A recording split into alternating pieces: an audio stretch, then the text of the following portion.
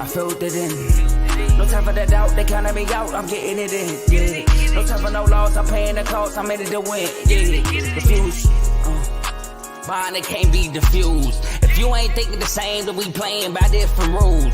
You can't see the vision, we living at different views. Until we complete the mission, keep getting up, never snooze. I walked a mile in my shoes, had the mind of a fool, chasing diamonds and jewels. Trust me, I was confused. Started minding my business and used my mind as a tool. Ended up finding my purpose and found the time to get to it. They told me I couldn't do it, they told me I couldn't make it. They sold it, could never break it. That's sadly mistaken. I need a piece of the pie, I want it so bad I can taste it. They told me like told me, keep on running, toes they gon' take them. Refuse to lose, built to win, apply myself, I filled it in.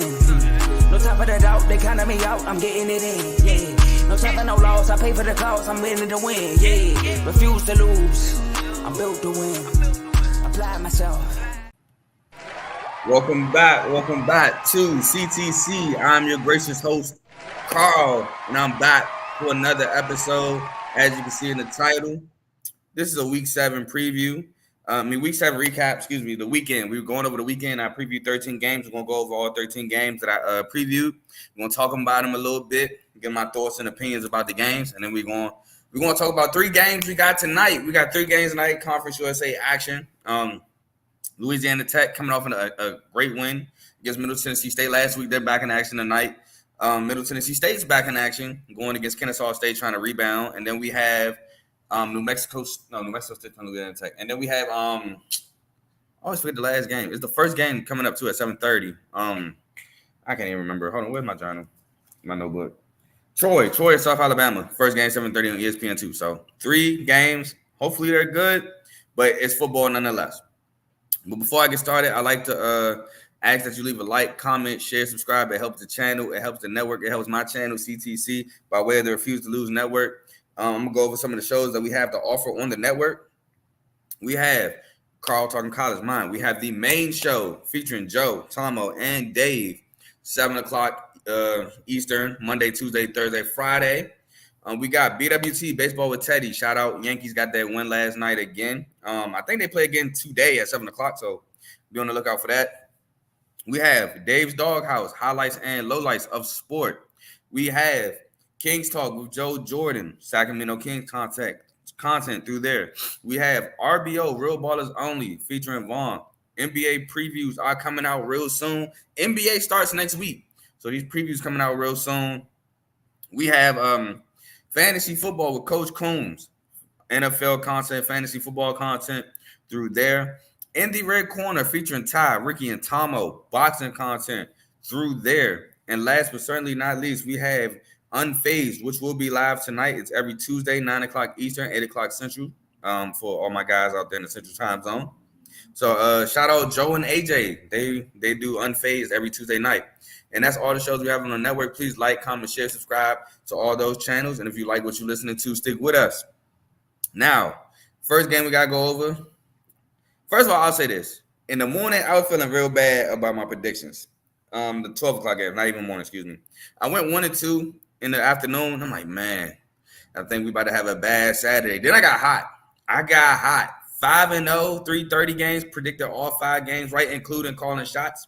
And then 4-1 in the late night games, including the upset, Vanderbilt beating Kentucky. I told y'all Vandy was going to pull it off on the road. The only game I got wrong in the afternoon, off the late night, was the game I kept telling you I went back and forth with myself a lot. The LSU Ole Miss game. That's the only game I got wrong. Now, the game, it was a good game. Trey Harris did get hurt. Praise on Trey, touchdown Trey. Hopefully he's back. I don't know how long the injury is, but he did get hurt. But that game, I told you I was going back and forth with myself the whole week with that game. I ended up going Ole Miss because I'm a Jackson Dart fan. I am an Ole Miss supporter. But LSU at home, I said, man, crazy things can happen. And crazy things did, in fact, happen. LSU pulled it off. That's the only game I got wrong. I got Ohio State, Oregon right. We'll talk about the blunder at the end of that game. I got Iowa State, West Virginia right. I got, again, Vanderbilt, Kentucky correct. And I got K-State, Colorado correct. And, yeah, we'll talk about those games. But first, we got to start off with the rough afternoon.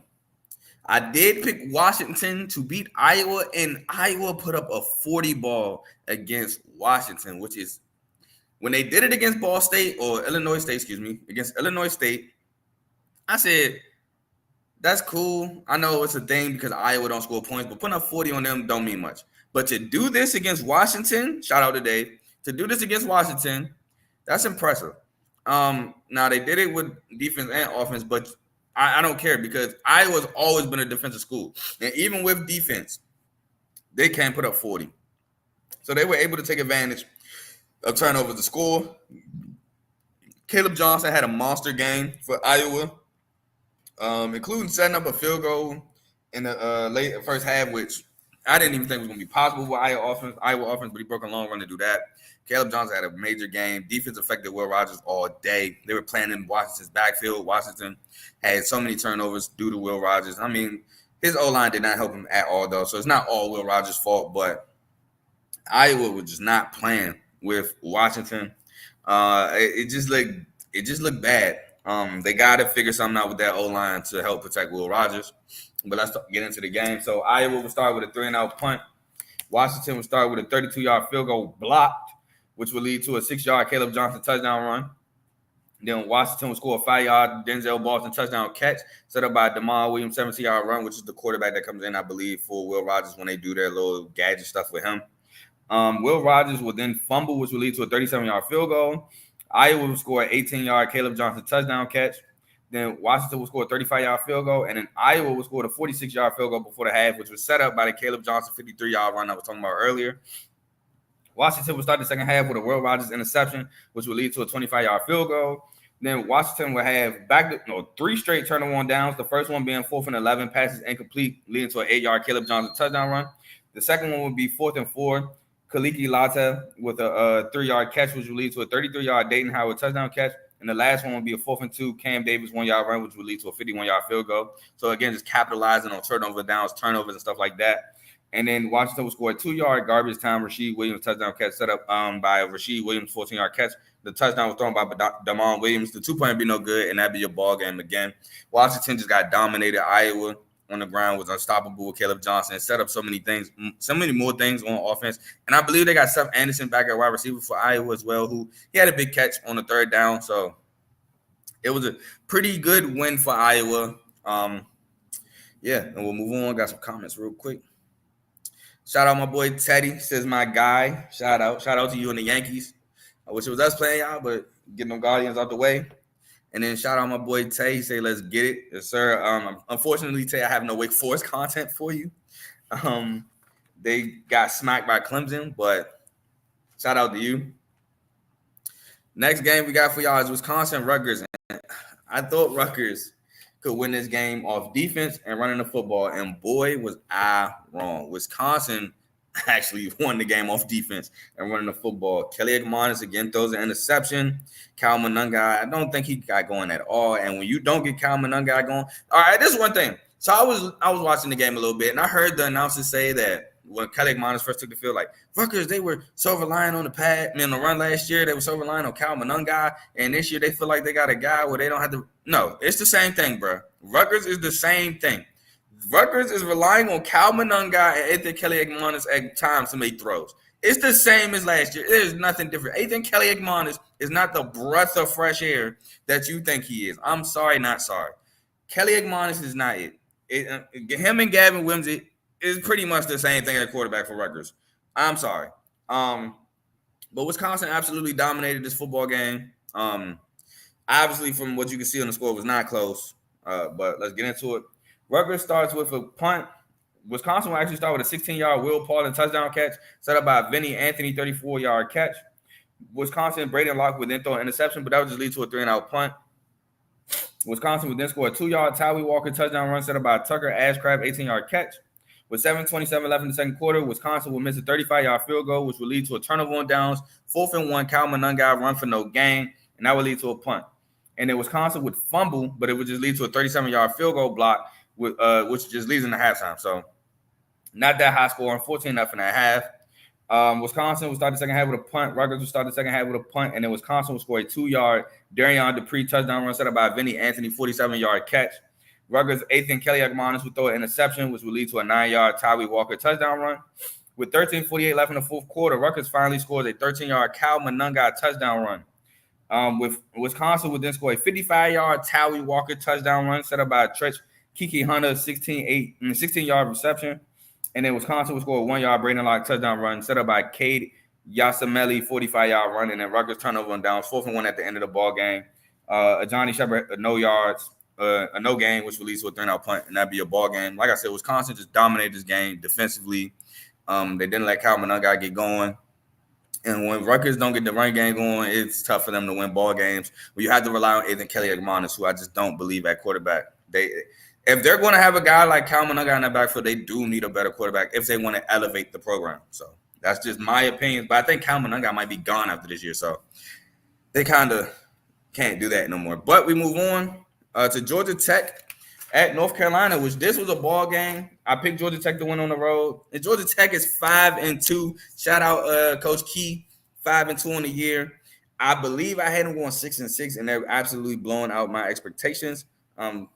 I love the Georgia Tech Yellow Jacket offense. The defense, it's not great. It's good. It's better than last year. I will say that. It's not the greatest, but this Georgia Tech team is really good. Coach Key got this team trending in the right direction. Haynes King has been playing really well this year. Got a comment, and we'll get into the game. Appreciate Kev. Appreciate my boy Kev. He said, like the video, fellas. I appreciate you, my boy. Georgia Tech. Haynes King's been playing really well. Again, he is not giving up the untimely turnover. I believe Haynes King still sits at 1 interception on the year. Now, Georgia Tech did give up untimely plays like the Elijah Hussey punt return touchdown. That's untimely. You can't have that happen.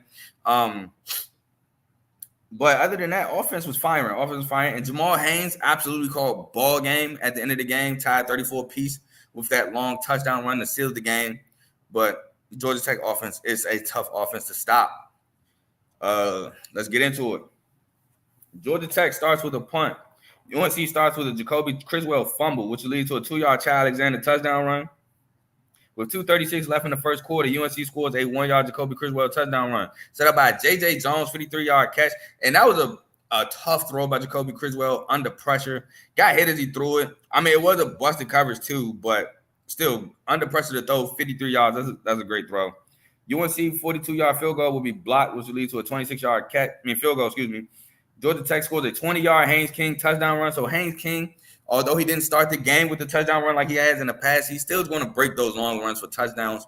It's just a trend with Georgia Tech games. UNC will score a 4-yard J.J. Jones touchdown catch set up by Marion Hampton 71-yard run. Georgia Tech will score a 29-yard field goal right before the half, and then UNC will start the second half with a turnover on downs, 4 for 5 passes incomplete, which will lead to a 7-yard Haynes King touchdown run. UNC will score a 50-yard field goal. On the next possession, Georgia Tech will punt, and there goes the Elijah Hussey touchdown, the punt return touchdown for 69 yards that I was talking about. Georgia Tech will score a 4-yard Jamal Haynes touchdown run set up by Luke Harpering, 27-yard catch. Nate McCullum would then fumble for UNC, which will lead to a 49-yard field goal miss, which will lead to a 1-yard Jacoby Criswell touchdown run. Then UNC will score a 26-yard field goal, and then Georgia Tech's Jamal Haynes will call a ball game with a 68-yard touchdown run. Ending the game, I did pick Georgia Tech to win this game, giving me my only win for the afternoon games. But like I said, after them afternoon games, during them evening games, I got hot. Read some comments, and then we'll move on to the Red River rivalry, which wasn't really a ball game. My boy Teddy says, like and shared. Shout out to you, my boy. Appreciate that. And he says, scale of 1 to 10. How worried about should Bama be right now after their last 2 weeks? All right, so let me pull up Bama's schedule real quick. I'll answer this question. Because right now, Bama has they have the loss to Vandy, which honestly, the loss to Vandy don't look bad after the Kentucky, after Vanderbilt beats Kentucky. That loss doesn't look as bad anymore.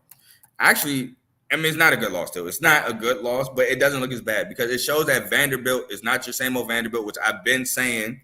It shows that Vanderbilt is a really good SEC team, which I've said. So the loss doesn't look as bad. And you know, the college football playoff committee, if it's the same committee, they're going to find a way to put Bama. If they're still a committee, by the way. I don't know if it's AP poll or it's committee based now, but I know that they're gonna find a way to keep Bama around. Bama, I get it. They came off a close one against South Carolina. With South Carolina, they've been competitive. South Carolina's should have beat LSU, but Lenore Sellers got hurt. But they still should have won that ball game. South Carolina blew out Kentucky. Now they did get blown out by Ole Miss, but South Carolina is a competitive SEC school team as well. But let's get into the schedule. Bama has Tennessee. I think that's a win. Oh, dang. I just kind of spoiled one part of my episode coming up. They have Mizzou. I think that's a win. LSU, that's going to be a ball game, but I think they can pull that one out. Mercer, win. Oklahoma, I think that's a win. And Auburn, which I think that's a win, but you never know in the Iron Bowl. So I don't think they're worried as far as playoffs. Now, if you're asking me, should they be worried about national championship? National championship, that's not even, I don't think they're going to win a natty anyway, so I don't know how I can answer that question. But in terms of a natty, I still say no. It depends on the path, though. I mean, we obviously seen they can elevate and beat a team like Georgia, but they can also lose to a team like Vandy, even though, again, I think Vandy's competitive. I think people saying, oh, y'all lost to Vandy, like, Vandy sucks. That's just not watching the sport and just going off the past. I don't think Alabama should be that worried. I don't think they should be that worried. I don't think they should panic. I think they'll be fine. I think they'll make a playoff run. I think they'll make the playoffs. I don't think they'll win the SEC championship. I had my SEC champion being Georgia. I think I had Georgia losing to Texas, but then beating them in the SEC championship. Something like that. I can't, hold on. Let me find my other notebook. But I know I didn't have Bama in the SEC championship from the start. I know I had Georgia and Texas. South Carolina. Give me 1 second, Sadie. I had Texas, Georgia. Yep, with the winner being Georgia. I had Texas being Georgia this week, which another spoiler. Dang it, Teddy. But yeah. So I hope I answered your question. Then he says Tennessee. Yeah, Tennessee this weekend, which I kind of answered who I thought would win that game. Let me see. Milroe ain't letting some know what? That's just factually incorrect. Milroe ain't the issue with Alabama. Milroe actually been playing really good football. That I disagree with wholeheartedly. We'll move on though to the Red River rivalry. Texas at Oklahoma.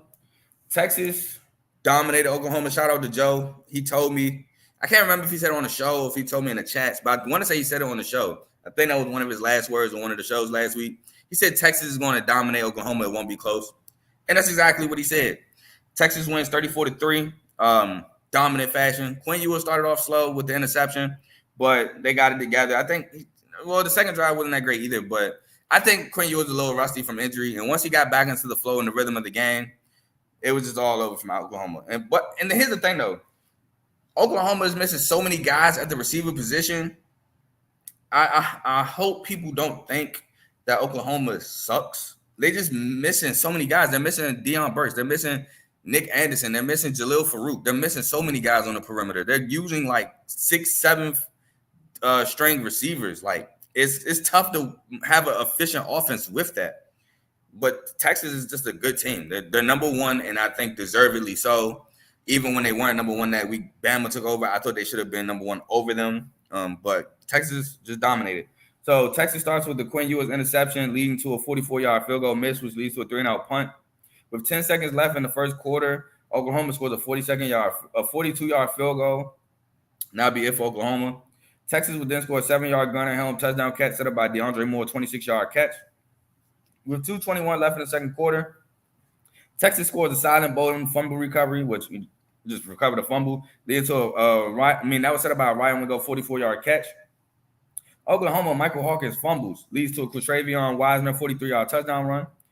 Oklahoma's Taylor Tatum fumbles, leading to a 44-yard field goal miss, which would lead to halftime. Oklahoma starts the second half with a punt. Texas starts the second half with a turnover on downs, 4 and 2 passes incomplete, leading to a 3-and-out punt. Then Texas will score a 41-yard field goal and a 29-yard field goal. Oklahoma have a turnover on downs, 4 for 3 passes incomplete, leading to a 1-yard Quinn Ewell's touchdown run. And then Oklahoma would kill the last 5:21 of the game, but they don't score, leading to your final outcome of 34-3 in the Red River rivalry. Again, just absolutely destroy Oklahoma. We'll move on to Penn State at USC, where Penn State wins a barn burner. Started off slow. USC started off really hot. scoring 20 points in the first half, while Penn State just could not get out of their own way. Even their first drive where they settled for 3, they had a touchdown called back due to penalty. They just could not get out their own way. USC was taking full advantage. Offensively looked really good. Second half, it flipped on its head, which led to overtime. And then overtime, USC missed a field goal. Penn State made a field goal. That was the difference in the ball game. Very, how do I say this? It was a very, I don't want to say controversial, but I say this. Some people thought that Penn State got away with the pass interference on third down. Now, in my opinion, they got away with it on first down. That should have been one on first down. The third down one, I say that was hand fighting. I'm cool with a no call. Some people thought it was PI holding at the least. I was cool with a no call on the third down, which led to the field goal miss. But Tyler Warren, what a game by Tyler Warren. Now, I've seen a lot of people saying just the center's quarter touchdown, but Tyler Warren is a tight end. He was lined up in that position. It was a trick play, but Tyler Warren had an amazing game. He yards after the catch. You want to talk about not going down? He was not going down on first hit, and it was rare that was happening. He single-handedly kept Penn State in this game. The run game was working for Penn State as well, but Tyler Warren just had a huge game. USC had guys making plays. Woody Marks making plays, making guys miss. Quentin Jordan had a big touchdown run. Deuce Robinson had a big catch late in the game, leading to a touchdown. I just say, man, the difference in the ball game, honestly speaking, was that interception Miller Moss threw at the end of the game. Threw it too high, threw it to the defender. Now, it was, I think, pressure on his face. No, he had no pressure. I don't think he had pressure on his face when he threw that. I can't remember, but I know he did throw a pick high. Penn State caught it. And that which led to overtime. And that was the difference of the game because if that pass was completed, that was ball game. Penn State was going to lose. USC was driving. Penn State could not stop them on that drive. Got a pick, got an overtime and won the game. Got a comment, and then we'll get into it. He said, same, the defense has been bad. Yeah, it's not Milroe's fault at all, bro. Milroe's actually been the reason why they've been winning games, to be completely honest. But let's start. USC starts with the punt. Penn State starts with a 34-yard field goal. USC scores a 75-yard Quentin Jordan touchdown run, the play I was talking about. Yeah, that was a jet sweep, too. Just got the corner, got the edge, and was gone. USC scores a 9-yard Quentin Jordan touchdown catch set up by Woody Marks' 28-yard run. Penn State, Drew Allard would throw a pick, which this game, I'll say he threw 2 picks, but he really threw 3. But the last one was a Hail Mary. USC just picked it. They said Drew Allard had 3 picks his whole Penn State career coming into the game. He threw 3 picks. I'll give him 2, but I mean, the stat says 3 in this game alone, which led to a 45-yard field goal. With 2:46 left in the second quarter, Penn State scores a 33-yard field goal. USC scores a 47-yard field goal. Penn State starts the second half with a 32-yard Tyler Warren touchdown catch. That's the trick play I was talking about. Set up by Trey Wallace, 19-yard catch. Penn State scores a 1-yard Katron Allen touchdown run set up by Tyler Warren, 34-yard catch. Drew Allard would then throw a second pick, which leads to a 39-yard field goal. Then Penn State would answer with a 20-yard field goal, which shout out to the USC defense on this one. And they had a huge goal line stand here. Defense bowled up, would not let them get in. Then USC would score a 5-yard Kyron Hudson touchdown catch set up by the Deuce Robinson catch I was talking about for 25 yards. And then Penn State scored a 14-yard Nicholas Singleton touchdown catch. Julian Fleming converted 2 fourth downs on this drive. 1 to 17 yards and 1 to 16 yards. It was both 4th and 10, but those was how long he caught the ball for. Julian Fleming was huge on that last touchdown drive for Penn State. Then USC Miller Moss would throw an interception leading to a Drew Allard Hail Mary interception, which leads to overtime. And again, USC starts the overtime. They missed the field goal. Penn State makes the field goal, winning the ball game 33-30 in overtime. I didn't do poll talk. I got to talk about these polls after all these games. I forgot again. That's on me, fellas. Next, we got Cal at Pitt. This game was pretty defensive. Pitt started off. They didn't score. They didn't start with a score their first drive, but then they rattled off 3 straight scoring drives. And then that was it. Game was really defensive. Cal should have won this game, if I'm being completely honest. Cal was the more effective offense. Cal was in position to win it late. Just, I'd say lack of execution towards the end of the game cost them this. Which, I mean, I don't want to say lack. I do kind of want to give Pitt defense credit too, but some of it was lack of execution. Pitt defense did play well, though. Both defenses played well, in my opinion. Pitt just came out on top. We'll start talking about it. Pitt starts with a 3-and-out punt. Cal scores a 21-yard Javion Thomas touchdown run set up by Jonathan Brady, 23-yard catch. 2-point would be no good. Pitt would score a 5-yard Desmond Reed touchdown run set up by Desmond Reed, 19-yard catch. Then Pitt would score a 72-yard Desmond Reed touchdown run. Then Pitt would score a 58-yard field goal. Then Cal would score a 39-yard field goal. Then Cal to start the second half with a punt. Pitt starts the second half with a punt. Pitt, Eli Holstein threw his first of 2 interceptions, leading to a 3-and-out punt. Then Eli Holstein would throw another interception, leading to a 3-and-out punt. Then Cal would score a 19-yard Jack Idris touchdown catch, set up by Jack Idris 27-yard catch. Now, this 2-point conversion I didn't like. I think they ran like a little end around. I didn't like it. And they got blown up. And then Cal misses a 40-yard field goal, which will lead to a 3-and-out punt. And then turnover down, 4 for 15. Mason Starling with an 11-yard catch, short of the line of game, leading to the end of the game. And Pitt will win the game to remain undefeated. Next, Louisville. I thought comeback Calandria was about to happen again. Comeback Calandria took the lead. Tyler Shuck, right after UVA takes the lead, throws like he normally does. I'm gonna say always. He did it last week, did it this week. Untimely interception. Right after UVA takes the lead with the touchdown, Tyler Shuck comes back and throws a pick, but UVA does not take advantage, do nothing with the interception.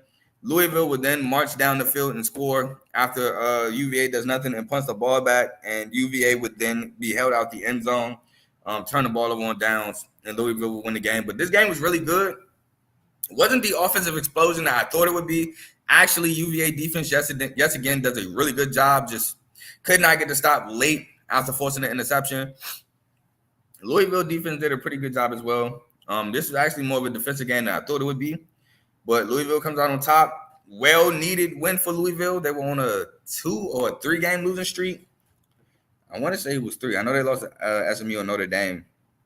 I think it was a 2-game losing streak. They came into the joint on a 2-game losing streak.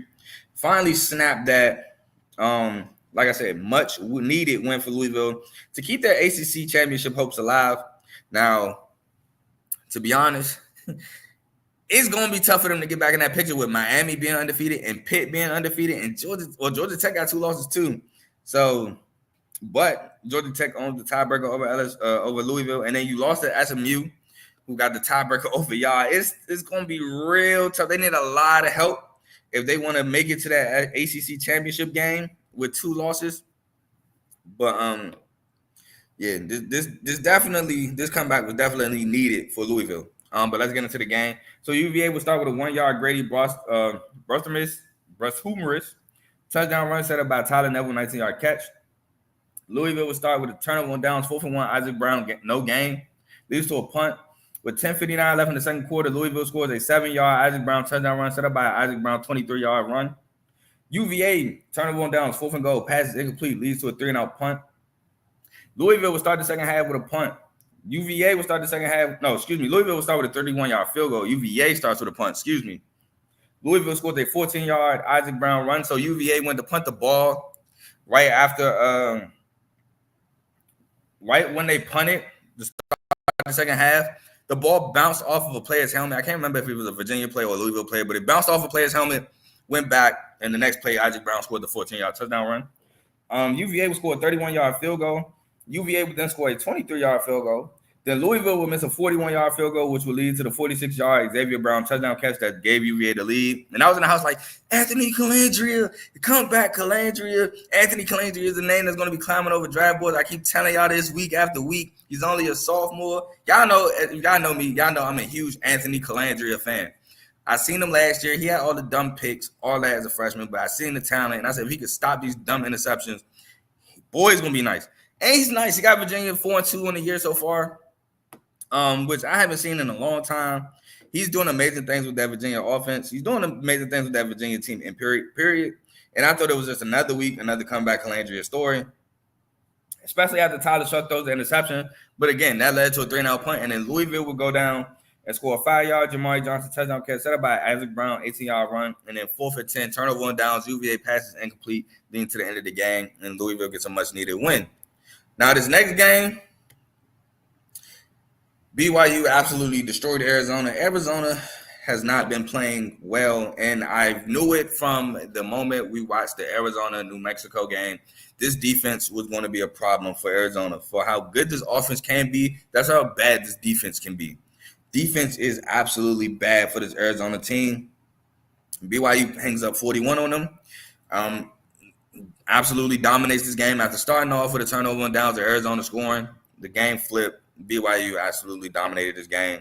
We'll talk about it real quick, but BYU, again, the physicality of BYU is too much for a lot of teams. Then they're well coached, and they don't really make mistakes. So if they do make mistakes, you got to capitalize. But they're going to force you to make mistakes as well, and they're going to try to take away your best players. Which T-Mac, he had a good game, but he didn't have a T-Mac game.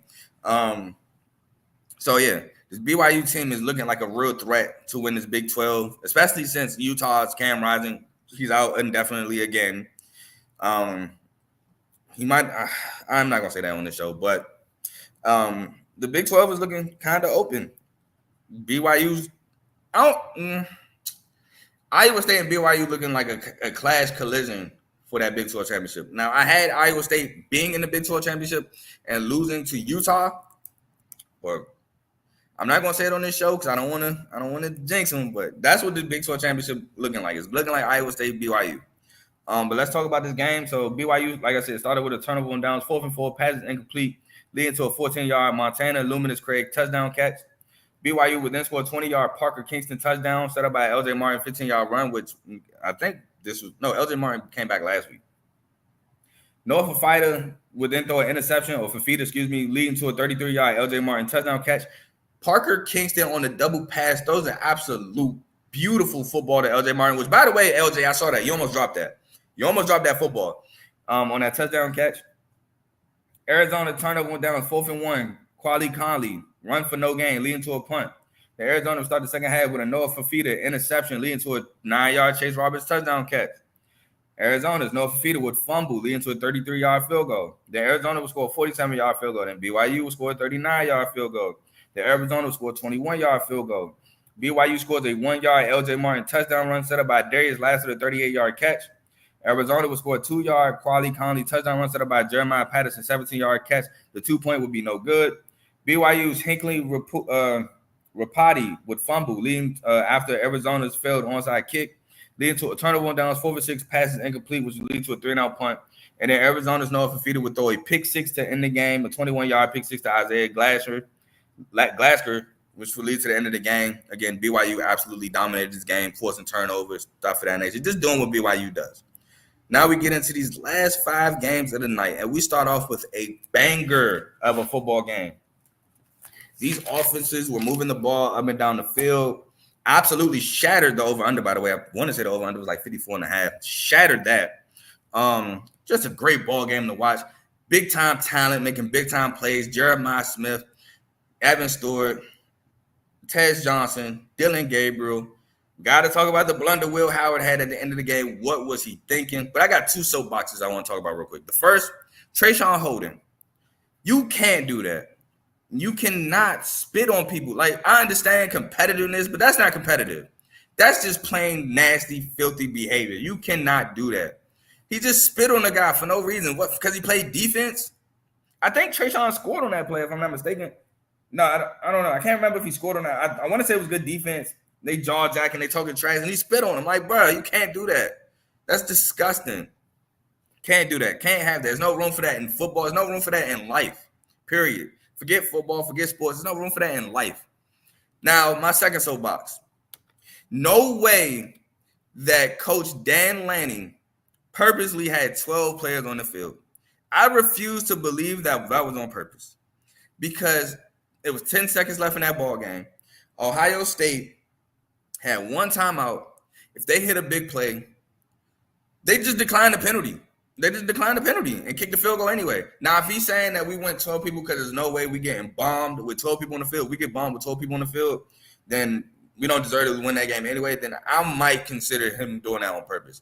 But my thought process was everybody like, oh, he took 4 seconds and they only gave up 5 yards. He'd rather give up 5 yards than a big play. He could have gave up a big play anyway. But, okay, if that's his thought process, cool, I might lightweight believe you. But they had a timeout. They could have went anywhere on the field. They didn't have to use the sidelines. They could have hit the middle of the field. They had a timeout. So, I don't know. Right now, I just refuse to believe that was on purpose, but I could be wrong. Shout out to these comments. Joe says, still by far number 1. I agree. I agree. Right now, I definitely agree. Y'all resume is really good. Y'all should have been number one from the jump. I agree. Big game this week. Oh, by the way, Joe, I made up my mind for you. Even if I just do a Georgia Texas preview by itself Friday night, I'm gonna try to get Anthony on the show too, so we can, so he can defend his team. Because I know you about to be talking crazy and well deserved, by the way. But Friday night is looking like when I'll do Georgia Texas, even if it's a standalone episode. Tay said, "Nah, that's crazy." Yeah, spitting on a guy in the game is crazy, absolutely. But let's talk about the game. Ohio State will start with a 1-yard Will Howard touchdown run, set up by Will Kagmerich, 32-yard catch. Oregon starts with a punt. Ohio State's Quinshon Junkins would fumble, leading to a 3-yard Jordan James touchdown run. The PAT would be no good. It was a bad snap. Bad hold, excuse me. It was a good snap, bad hold. And it led to like a fire drill is what they call it, where you got to basically the holder yells fire, which means we got bad what do I want to say? Not mechanics. A bad operation. Bad operation. He yells fire and you just scramble and try to score. Oregon misses a 44-yard field goal, leading to a 1-yard Quinshon Junkins touchdown run. Oregon scored a 10-yard Evan Stewart touchdown catch, set up by Evan Stewart, 69-yard catch. He was getting behind the defense like crazy. The 2-point would be no good. Ohio State would fumble the kickoff, which would lead to a 27-yard field goal.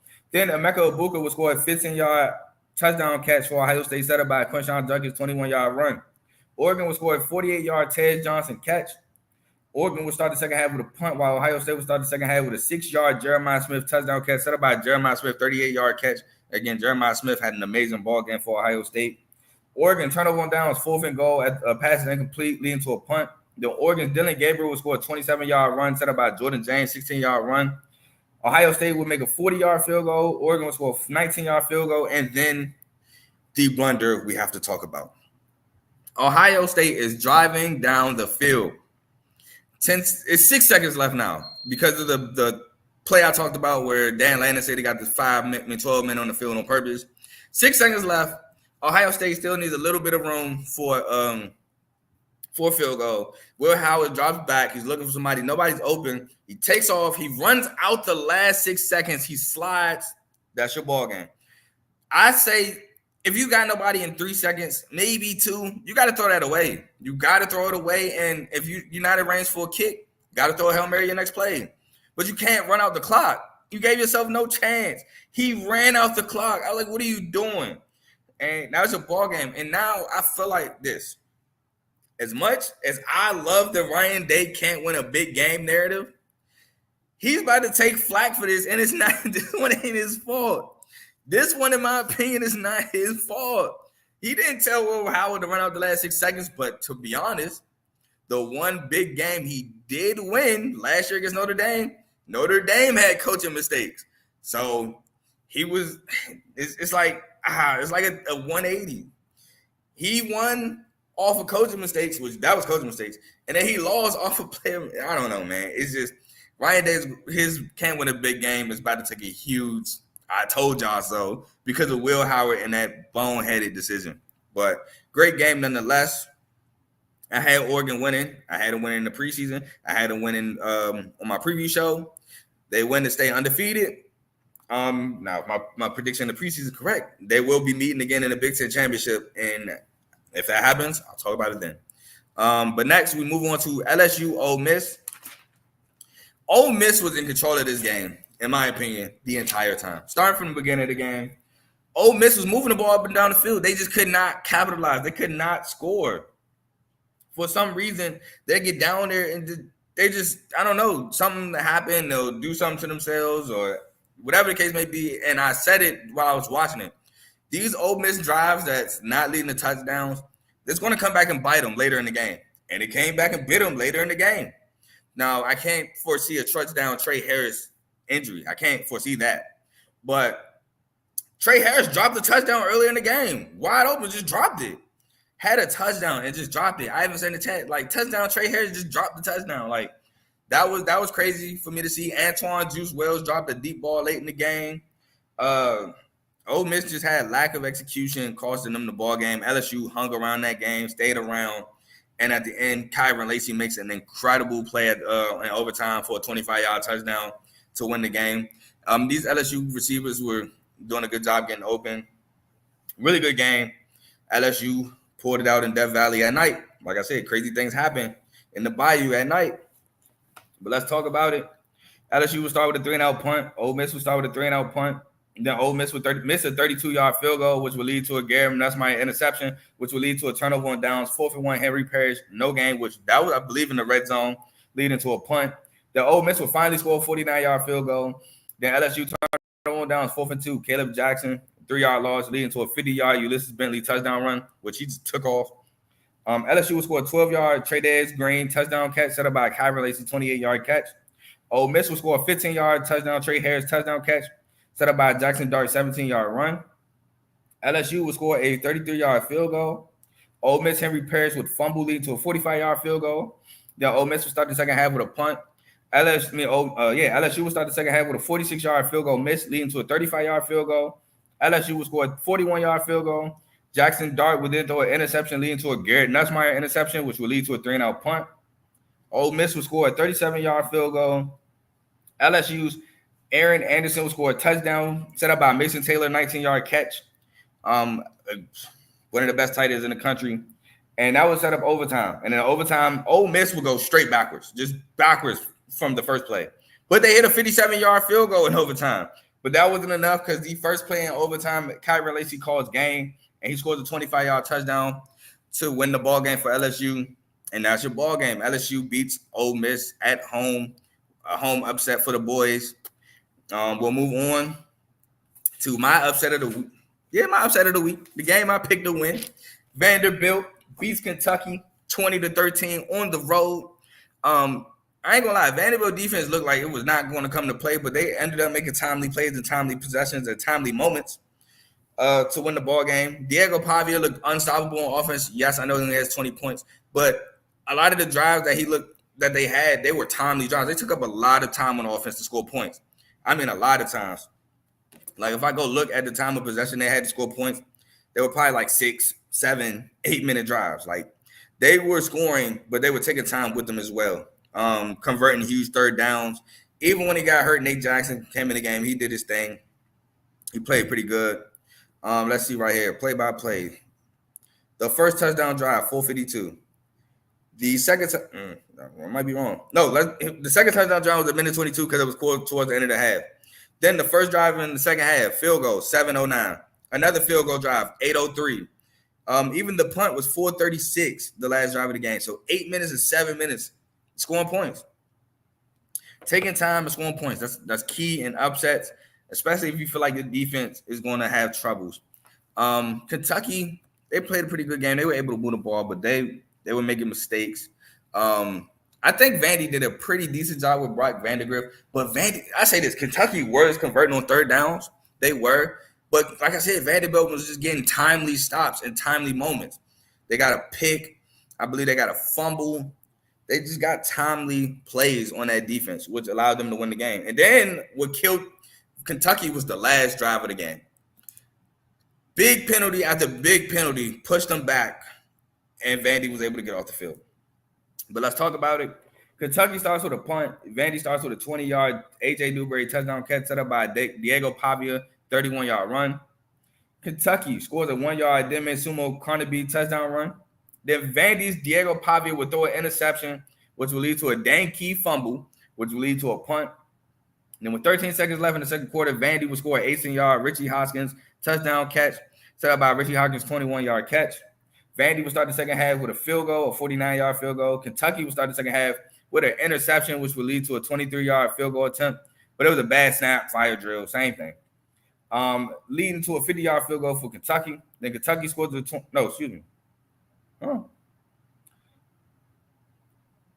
on. Kentucky did score a 22-yard Dane Key touchdown. I wrote this wrong while I was watching the game. That's my apologies. They actually did get the field goal. So what was I writing? This is late at night, y'all, off of work, so excuse me. They ended up getting a 50-yard field goal. So Vandy's the one that got the 50-yard field goal. Then Kentucky would score the 22-yard Dan Key touchdown catch set up by Horse Collar, which would have set up a 3rd and long, Gave him an easy first down, and the 2-point would be no good. And then Kentucky turnover on downs, 4 for 21 to pass and incomplete, leading to the end of your ball game, which led to Vandy upsetting Kentucky. Now Vandy has Ball State, and then it's on to Texas and Nashville. Oops, all right, I hit the pencil. Next game, Iowa State, 11th ranked Iowa State at West Virginia, 16. They won 28-16. It was a nice little back and forth at first, but then Iowa State defense, in my opinion, settled in, and they put a pretty much stop to West Virginia's offense, and Iowa State was still able to score points, moving up ball up and down the field, and that was the difference in the game. Once the Iowa State defense settled in, they kind of took over, and it was over from there. West Virginia scored a touchdown, late in the game after scoring 10 points to start it, but the game was already at hand once they scored that touchdown. I did pick Iowa State to win this game. Again, the only game I got wrong from 3:30 to the end of the day was the LSU game. So I did pick Iowa State game to win this game. Let's talk about it. So West Virginia starts with an 8-yard Jaheim White touchdown run, set up by a Garrett Green 16-yard run. Iowa State starts with a 47-yard field goal miss, leading to a 36-yard field goal miss by West Virginia, leading to a Jalen Noel 60-yard touchdown catch. Iowa State would then score an 11-yard Carson Hansen touchdown run, set up by Jaden Higgins 18-yard catch. West Virginia would score a 43-yard field goal. Then that'd be it for the first half. Then Iowa State would start the second half with a punt. West Virginia would start the second half with a punt. West Virginia's Garrett Green would throw his first of 2 interceptions, leading to a 3-yard Carson Hansen touchdown run. Then the second interception leading to a 2-yard Carson Hansen touchdown run. And then West Virginia would score this 10-yard Jaheim White touchdown catch late in the game, set up by Rodney Gallagher, 21-yard catch. The 2-point would be no good, and then West Virginia would fail on an onside kick attempt, leading to the end of the ball game. Those 2 interceptions were huge for Iowa State. Again, defense settled in, and offense took over from there. Now, our last ball game of the day of the recap. K-State beating Colorado on the road, like I predicted, 31-28. Now, the game went like I thought it would go. K-State was unstoppable on the ground. DJ Giddens had an amazing game. He's on my major performances with 25 carries for 182 yards. He went bonkers against Colorado. Everybody seen the clip where him and Shiloh was in the hole, and he made Shiloh drop to his knees. But DJ Giddens, I said it on the show, he's an elite back. And a shout out to, I think it was ESPN Sports Center. I want to say it was Scott Van Pelt. Somebody, or maybe it was one of the broadcasters doing the show. I 100% agree. Somebody said that DJ Giddens is one of those guys at running back that he's really talented. He's a really good guy, but because of where he is, he doesn't get the notice or recognition he deserves. And I agree. DJ Giddens is not a flash in the pan out of nowhere. I feel the same way about Ashton Jeanty. I've been talking about these guys, Ashton Jeanty, and DJ Giddens since last year. Guys that don't watch the sport, they're not going to randomly turn on a Boise State game and watch. Or a K-State game and watch. So these are guys that are really talented players that don't get the recognition because of what program they're at. Ashton Jeanty, I was talking about him in the preseason for running back of the year, the Doak Walker, possibly, which now is just looking undeniable. I was talking about Jeanty when they made the Mountain West Championship run, how important he was to that. My first game of Ashton Jeanty was the UCF game last year where I think they lost, but they could have won that game. And then DJ Giddens, him and Trayshawn Ward last year for K-State was a dynamic backfield. He was a phenomenal back. I want to say I had both of these backs on thumbnails last year. I know DJ Giddens for sure. I'm not sure about Ashton Jeanty, but I shout out to the commentator or whoever who said that because I 100% agree. These are talented backs at programs that don't get recognition because they're not a Bama, they're not a Georgia, they're not a Texas. So people are not going to, tune in randomly. But let's get into the game. Colorado starts with a 3-and-out punt. K-State starts with a punt. Colorado scores a 25-yard LaJohntay West touchdown catch. K-State scores an 8-yard Avery Johnson touchdown run set up by DJ Giddens' 20-yard run. With 1:52 left in the second quarter, K-State scores a 1-yard Dylan Edwards touchdown run set up by DJ Giddens' 20-yard catch. K-State starts the second half with a 1-yard Jace Brown touchdown catch set up by Jace Brown 33-yard catch. Colorado starts the second half with a 7-yard Will Shepard touchdown catch after Will Shepard 25-yard catch. Will Shepard dropped a deep ball too, I think, on his drive. K-State would score a 48-yard field goal. Colorado, Shedeur Sanders would throw an interception, which will lead to a 3-and-out punt. Then Colorado scores a 2-yard Isaiah Augustave touchdown run set up by Draylon Miller's 17-yard catch. K-State's Avery Johnson would throw an interception, which will lead to an 11-yard LaJohntay West touchdown catch. which put Colorado in the lead late in the ball game. But Avery Johnson, the K-State offense, would go down and score a 50-yard Jace Brown touchdown catch, set up by DJ Giddens' 34-yard catch. I think DJ Giddens scored a wheel route, was wide open for 34, and then Jace Brown just made an incredible play to score that 50-yard touchdown. And then Colorado State 4th and 5 passes incomplete, leading to a turnover downs, which will lead to the end of the game. A phenomenal ball game, 10-15 kickoff. So a lot of guys, if you couldn't stay up that late, didn't watch it. I stayed up that late. I don't know how I did it, but I did it. It was a really good ball game that kind of helped me stay up late. But another week where Shedeur Sanders is running for his life, having to make plays, and he still makes plays. All right. Shedeur Sanders, in my opinion, is the best quarterback in college football, and he should be the number one quarterback gone in the draft. Shedeur Sanders, while running for his life, went 34-40, 388 yards, 3 touchdowns, 1 interception. Bad interception nonetheless, but he was able to shake that off and put Colorado up late in the game. Man, Shedeur is just a phenomenal quarterback. It's not his dad. It's not, he getting all his hype because he's prime son. No, he's really the real deal. He's a really accurate quarterback. It's rare. The pick is the rarity. It's rare that he throws picks, and it's rare that he's incomplete. And he's not making these passes in the pocket. He's making a lot of these passes on the run. Shedeur, in my opinion, should be the number one quarterback in the upcoming draft. But that was it for my recaps of this weekend, Saturday. I got to do some poll talk. I forgot to do it. Let's talk about these polls where Texas remains on top. After poll talk, I'll do major performances. Texas remains on top. At number 1, at number 2 should be Oregon. Yep, Oregon is number 2 in the country. Agree there. Penn State moves up to 3, obviously with Ohio State taking the loss. But I agree. Ohio State going to 4 from 2 after the loss to Oregon is very agree. I agree. They should not drop that far because Will Howard made one bonehead mistake. They easily could have won that game. So I agree with them at 4. Georgia's at 5. Cool. I wouldn't drop Georgia either, even though they played a close ball game to Mississippi State. Miami's at 6, coming off a bye week, so no movement there. Alabama at 7 after a close win to South Carolina. 8 is LSU. They jump up 5 spots after beating Ole Miss. I disagree. 8 should be Iowa State. Iowa State is undefeated, but yet again, as you see again, priority jumps over undefeated Iowa State. Iowa State should be 8, man. They're playing ball games. They're playing tough opponents, and they're dominating them. They're winning them handily. 10 is Clemson. I'm fine with. 11 is Tennessee. I'm fine with that after playing a close one to Florida. 12 is Notre Dame. Again, Notre Dame just climbed into the playoffs technically with just easy schedule. But they dropped one, so that's cool. I think BYU should be above Notre Dame at 12. I would have Notre Dame at 13 because they have Texas A&M at 14, so I wouldn't put Texas A&M over Notre Dame.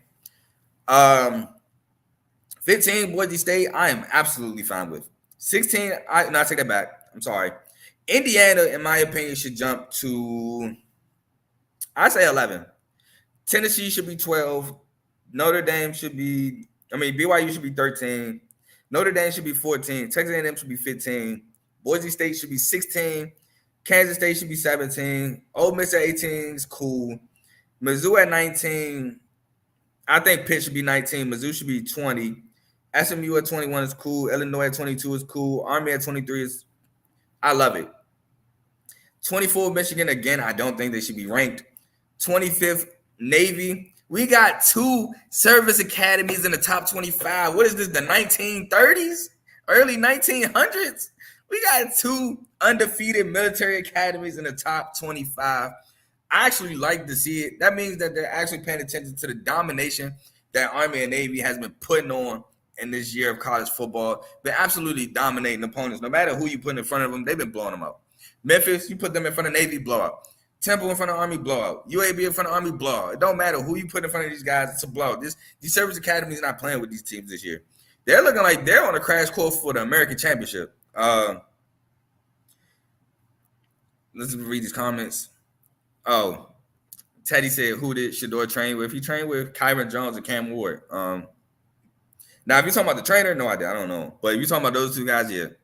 Then he says, blows my mind that USC isn't ranked. Y'all are 3-3, bro. Y'all shouldn't be ranked. I'm sorry.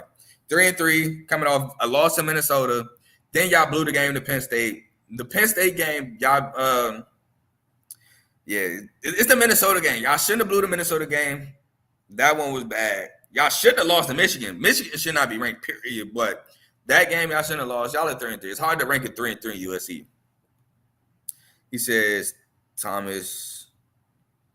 Oh, my God. Get him out of here. Get him out of here. I'm not even finishing that. Thomas Edwards. Never heard of him. I'm not putting the last comment. I'm not putting the last two comments. Never heard of this Thomas Edwards guy you're talking about. But like I said last week, I'm going to say it again this week. Michigan should not be ranked. I would love for Vanderbilt to be ranked. They got the most votes. They basically had 26. I would have loved for them to be ranked. Nebraska's at 26. So that's I did kind of wanted them to be ranked last week, but I think Vandy should be ranked. Arizona State's another team I would think should be ranked over Michigan. 5-1 Arizona State just beat Utah. Got a really good resume. The only loss being to Texas Tech, who's another team that could be ranked, by the way. Texas Tech could be ranked. But all those teams, in my opinion, should be ranked over Michigan. But yeah, that's my biggest gripe is Michigan being ranked. LSU jumping Iowa State. BYU not jumping Notre Dame, and Indiana being at 16. Those are my biggest gripes with the polls. But we'll move on to major performances. Major performances. I got a bunch. I almost filled the page, which was the first time I almost did that. But these guys deserve it. And after major performances, we got 3 games to preview tonight, and then we kind of segue into the main show tonight. So let's get ready. Let's get into these major performances. We'll start with Evan, quarterback, Louisiana Tech, 18 touchdowns and a rushing touchdown. True Edwards, 6 catches, 127 and a touchdown. Y'all know my guys he stays on major performances. Ricky White, wide receiver, UNLV, 7 catches, 138 yards, 2 touchdowns. Again, shout out Michigan State transfer. Jaden Thomas, UNLV running back, 17 carries, 139 yards, and a touchdown. Kylan James, UNLV running back, 13 carries, 105 yards, and 2 touchdowns. Another guy, Cam Scatterbo, running back, Arizona State, 22 carries, 158 yards, 2 touchdowns, 4 catches for 41 yards. Caleb Johnson, running back, Iowa, 21 carries, 166 yards, 2 touchdowns, 3 catches for 22 yards, and a touchdown. Jamal Haynes, running back, Georgia Tech, 19 carries, 170 yards, and 2 touchdowns. Tyler Warren, tight end, Penn State, 17 catches, 224 yards, and a touchdown at the tight end position. Max Blair, tight end, Purdue, 6 catches, 133 yards. Pat Ryan, wide receiver, Illinois, 4 catches, 104 yards, and a touchdown. Isaac Brown, running back, Louisville, 20 carries, 146 yards, and 2 touchdowns. Malachi Fields, wide receiver, UVA, 9 catches, 129 yards. Dylan Sampson, running back, Tennessee, 27 carries, 112 yards, and 3 touchdowns. Jeremiah Smith, wide receiver, Ohio State, 9 catches, 100 yards, and a touchdown. Dylan Gabriel, quarterback, Oregon, 23-34, 341 yards, 2 touchdowns. 4 carries for 32 yards and a touchdown. Evan Stewart, 7 catches, 149 yards, and a touchdown for Oregon. Caden Lee, wide receiver, Ole Miss, 9 catches, 132 yards. Kyron Lacey, wide receiver, LSU, 5 catches, 111 yards, and a touchdown. Anthony Hankerson, running back, Oregon State, 28 carries, 154 yards, and 3 touchdowns. Nevada's Savion Reed, running back, 23 carries, 137 yards, 4 touchdowns, and a big win for the Wolfpack. DJ Giddens, running back, K-State, 25 carries, 182 yards. Jace Brown, wide receiver, K-State, 6 catches, 121 yards, and 2 touchdowns. Omarion Miller, wide receiver, Colorado, 8 catches, 145 yards. Shador Sanders, quarterback, Colorado, 34-40, 388 yards, 3 touchdowns, a pick for Colorado. And Jackson Meeks, 11 catches, 116 yards, and a touchdown for Syracuse. Those are your major performers this week. And now we preview Tuesday night's game. We have 3 Conference USA games, like I said earlier in the show. We got Troy at South Alabama. 10.5-point favorites as I made the banners at an hour ago on FanDuel. Matter of fact, I'll go on FanDuel right now, see if it's still at 10.5. I unfortunately caught it at 11.5, but I don't think it matters anyway, which, spoiler. But yeah, I caught it at 11.5. It is currently it has gone down to 8.5. So I can update that real quick. It is now gone down to Alabama being South Alabama being 8.5-point favorites. So I don't know if that means that somebody's injured, somebody's not playing. It's tough to find college football. Maybe the Sharps are on New Mexico State, on Troy, which good luck with that. But for Troy, they got to force turnovers, have the sustained touchdown drives. They were able to move the ball against Texas State. I want to say that was either like last week or 2 weeks ago, but they weren't able to score. They were just able to move the ball and then fizzle out. They got to get the ball to Devontae Ross, their best receiver. They have to know what Jamal Pritchard is at all time for South Alabama, because Jamal Pritchard can go nuclear at any moment. And they got to contain Gio Lopez's legs. The lefty can run the football like crazy. You cannot let him get out the pocket or he will burn your defense. Now for South Alabama, Gio Lopez has to run. I say run a lot of read option with Gio Lopez and Fluff Bothwell. If you do that, this Troy defense is already not good. It just puts so much more pressure on that defense. Get the ball to Jamal Pritchard. Force Goose Crowder to throw his first interception and score if you're South Alabama, because Troy is going to have a tough time, in my opinion, keeping up with you if you score points. And in my winner in this game is South Alabama because of that offense. That offense is really good, is really talented. And we've seen they take advantage of bad defenses. We saw what happened when they played App State, took advantage of a bad defense. They are at home. I think they score early, get the crowd into it, and Troy just doesn't have enough to keep up. Next game we have for y'all is Kennesaw State at Middle Tennessee State. As I made the banners, Middle Tennessee State was 8.5-point favorites. They are still currently 8.5-point favorites. You can catch this game 8 o'clock on CBS Sports Network. If you're Kennesaw State, Davis Bryson got to take care of this football, man. He's having a tough time to take care of this football. Has 3 interceptions on the year. Not 3, 6 interceptions on the year. I think he has 3 touchdowns on the year. Get the ball to Quay Ashley. From the games I've been seeing, Quay Ashley is a playmaker. You get him the ball in open space, he can make plays. He's returned the kickoff. He's made big plays with the ball in his hand. Got to get him the ball. Have to stop Amari Kelly. Excuse me. Louisiana Tech did a pretty decent job on Amari Kelly. Again, the fumble Louisiana Tech forced on Amari Kelly was, again, a momentum-changing play that changed that ball game. You got to find a way to stop him. Pressure Nick Vadiato. Maybe he throws a pick. Maybe, just got to put pressure on that veteran quarterback. You got to also contain Holden Willis, who was key for Vadiato as well in the Middle Tennessee loss to Louisiana Tech. Now, Middle Tennessee State, pressure Davis Bryson. Again, 6 interceptions, 3 touchdowns. We've seen what happens when he faces pressure. Got to force some turnovers because that's what he's known to do. Get the ball to Amari Kelly and Holden Willis. You got to still be able to run the ball effectively with Jaden Credle. If we remember the Kennesaw State-Jack State game, Jack State was ripping off huge runs with Trey Stewart, ripping off runs with Tyler Huff.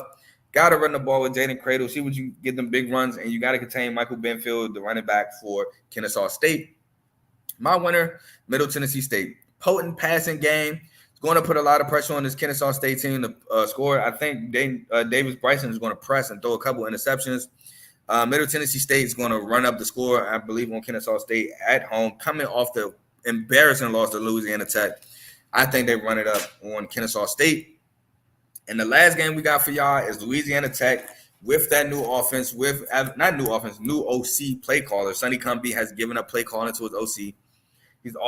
They've started Evan Bullock, and Evan Bullock was on major performances with 6 total touchdowns going against New Mexico State, which, again, praise up to Monty Watkins. Carried on the stretcher last week. Praise up to him.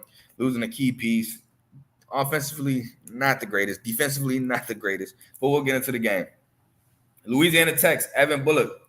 Got to keep spinning the rock like he was spinning the rock last week, man. He was making great throws, converting third downs. He looked really great last week. Get the ball to True Edwards, their top guy receiver. Stop Seth McGowan at running back. Get New Mexico State's offense behind the chain, They're normally predicated on staying in front of the chains, running the ball, and score. Because if we remember Jack State, they put up 54. New Mexico State cannot keep up with that. Louisiana Tech is coming up off of putting up 48 against Middle Tennessee State. They're not keeping up with that either. Now, if you're New Mexico State, you got to pressure Evan Bullock. Middle Tennessee State did not get much pressure on Evan Bullock, and they allowed him to sit back there and pick him apart. Let's see what he can do with pressure on his face. Get off the field on third down, because Louisiana Tech was doing a great job converting third downs against Middle Tennessee State as well. Establish the run. Maybe by establishing the run, you can play clock control, keep that offense on the field, score some points. Make this a low-scoring game. That happens with establishing the run and force turnovers, which they're going to need them. They're going to need them in bunches. But I have Louisiana Tech winning this game. And it's not close in my opinion because it's passing game. If it looks the same as it did against Middle Tennessee State with this new play caller, it's very potent. New Mexico State has no answer for it. They had no answer for Jack State. No matter what they did, I think it's going to be the same thing this week. New Mexico State is at home, but I think Louisiana Tech is just going to absolutely destroy them boys. But that's it for the show today. I will be back tomorrow, either tomorrow morning or tonight, depending on how I'm feeling. It's probably going to be tomorrow morning around 6 in the morning, 6:30 in the morning, to go over Wednesday, Thursday, and Friday games. Again, Joe, if you listen, Friday night, we could do a standalone show. Georgia versus Texas. I'm going to hit up Anthony, see if he's cool with it, and we can see what's going on with there. But, man, I got an hour till kickoff. Y'all enjoy these games. Y'all enjoy the main show coming up in 25 minutes. But I'm gone. Peace.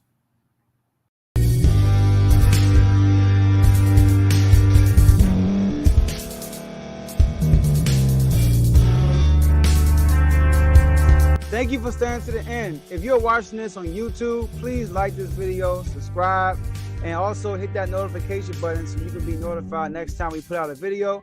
If you're listening on any podcast platform, subscribe and hit that notification button, y'all, so you can be notified we put out another podcast audio. And last but not least, hit that share button. No matter what you're listening to or watching it, hit that share button and send it to somebody that you know that would love to watch this episode you just listened to. So once again, thank you for staying to the end, and we'll see y'all in the next episode.